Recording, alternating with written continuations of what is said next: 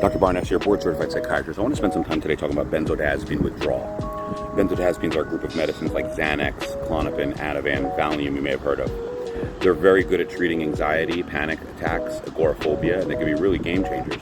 But unfortunately, they come with some baggage, like an increased risk of dementia, for example. So I do spend a lot of time trying to take people off of these medications when appropriate to do so. Now, when folks are on these meds for the long term, it's very hard to come off of. And if you come off them incorrectly, you can have a seizure and essentially brain damage.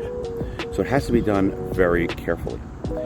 In some people, if you go very, very slowly and you slowly taper them off, and I tailor this for folks, they can keep in touch with you and you can monitor any changes and you can safely take these folks off of these meds in weeks or months, potentially.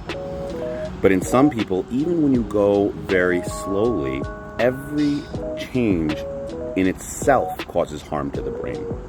And call it sensitive brain, call it protracted benzodiazepine withdrawal, whatever the name you want to give it.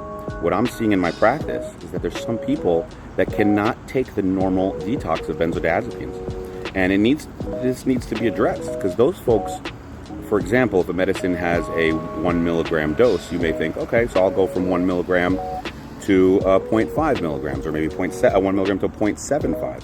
But in somebody like that, they'll get immensely sick. In somebody like that, if you can somehow create a 1 milligram and then go to 0.99 milligrams, it may be very difficult for them. So in people like that, I'll actually send them to specialty pharmacies, what we call compounding pharmacies, and try to create dosages that are micro-dose decreases. And even then, it's very difficult. So I want to highlight that there's a group of people that probably shouldn't have been put on benzodiazepines to begin with. And now, unfortunately, their brain is hooked on it to the point where coming off of it can be not only dangerous, but very difficult, and the detox needs to be tailored to them.